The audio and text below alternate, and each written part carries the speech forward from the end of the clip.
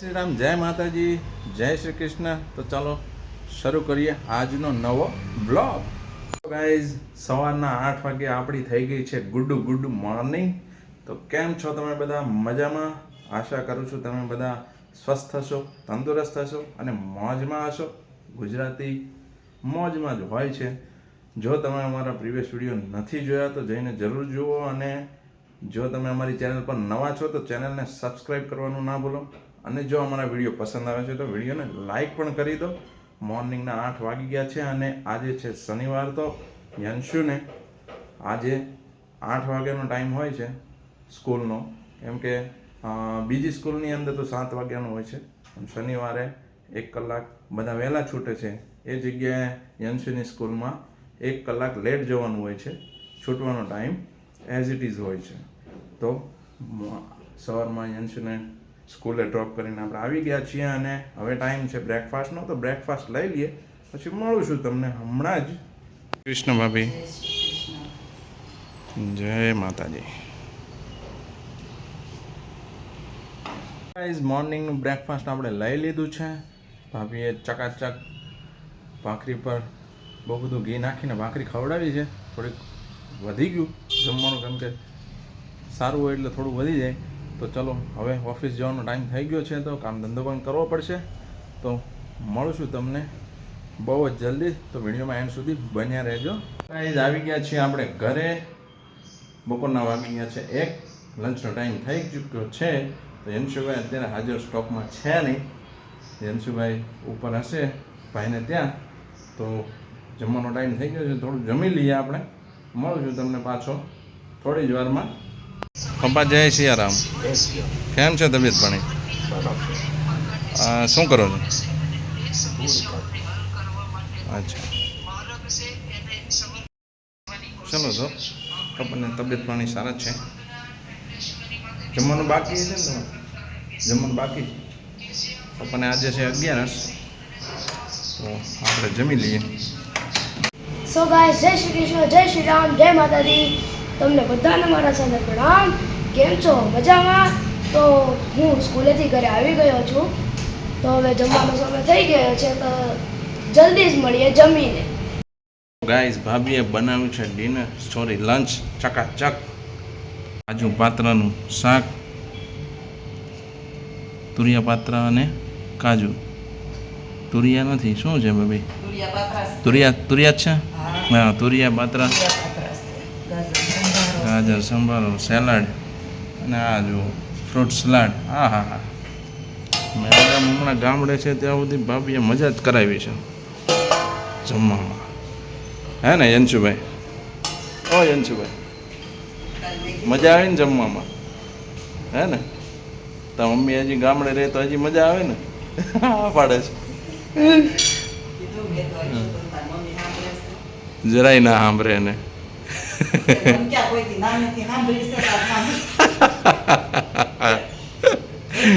બોલો, હે નથી યાદ આવતી તને તારા મમ્મીની? હે યંશુ? ના પાડે જો.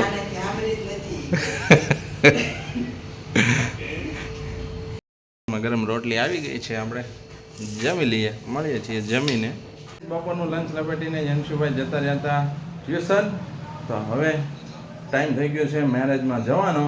તો યંશુભાઈ આવી ગયા છે. યંશુભાઈ, ક્યાં જવાનું છે હવે? મેરેજમાં. તમારી મસ્તી. હા. ટ્યુશનથી આવી ગયા? હા. ચલો, હવે તો જવું છે ને? હા. ચાલો હવે. બધા નીકળી ગયા છે, તો અમે બે પણ લેટ થઈ, કેમ કે મારે ટ્યુશન જવાનું હતું વચ્ચે. બરાબર છે. તો હવે યંશુભાઈને ટ્યુશન જવાનું હતું, તો હવે આપણે જઈ રહ્યા છીએ મેરેજમાં. તો એન્ડ સુધી બન્યા રહેજો. જોઈએ છે ત્યાં લોકેશન શું છે, શું તૈયારીઓ છે. સાંજના રાસ ગરબા મનાવીને આપણે આવવાનું છે. તો બન્યા રહેજો એન્ડ સુધી.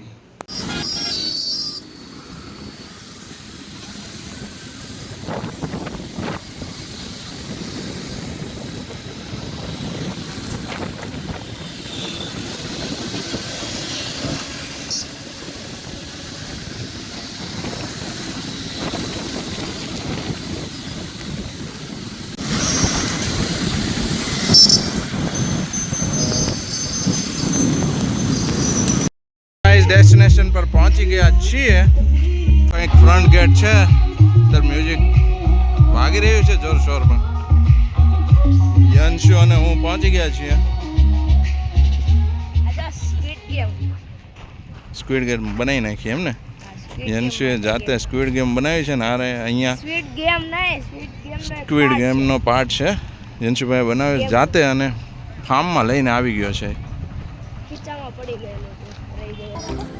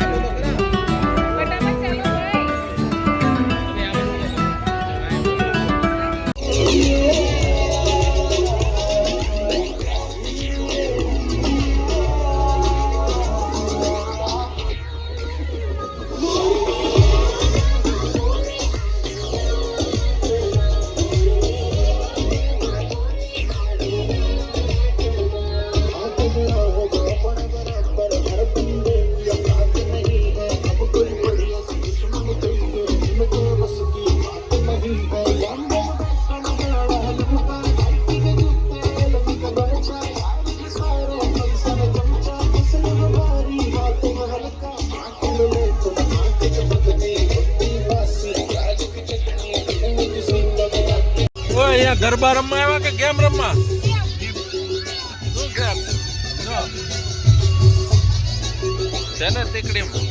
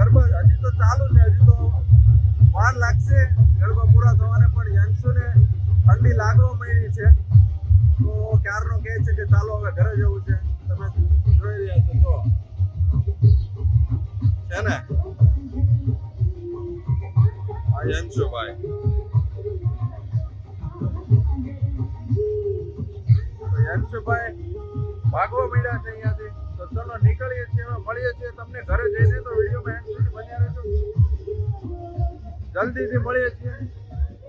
ગાઈસ ગાડીમાં પંચર પડી ગયું. લગ્નમાં આવ્યા હતા અને કોઈક હેલ્મેટ પર ચોરી કરીને વયું ગયું. હેરાન થઈ ગયા. જો પપ્પા છે ને લઈને આવે છે ગાડી. લગ્નમાં તો હેરાન થઈ ગયા. હેલ્મેટે કોઈ ચોરી ગયું, ગાડીમાં પડ્યું છે પંચર, તો ગાડીને ઢસડીને લઈ જવી પડે છે. હવે ક્યાં પંચરવાળો મળે ખબર નથી, તો આવી રીતે બહુ હેરાન થયા છીએ આજે. તો ચલો કોઈ પંચરવાળો શોધવો પડશે. પરસેવો વળી ગયો. ચલો તો હવે પંચરવાળાને ગોતીએ આપણે. પંચર આપણું બની ગયું છે, પણ પરસેવો વળી દીધો આપણને.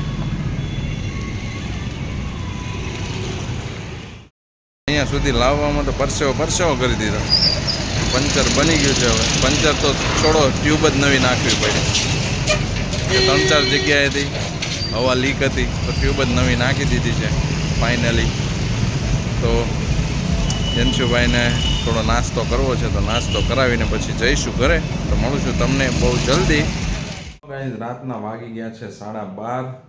બહુ લેટ થઈ ગયું. નીકળ્યા હતા ત્યાંથી 11 વાગે, પણ ગાડીને પડ્યું પંચર અને થાકીને પૂરું થઈ ગયું છે. કેમ કે ગાડી ખેંચીને પંચરવાળાને ત્યાં પહોંચાડી અને પંચર બનાવ્યું. આપણે એકચ્યુઅલી ટ્યુબ જ નાખવી પડી હતી.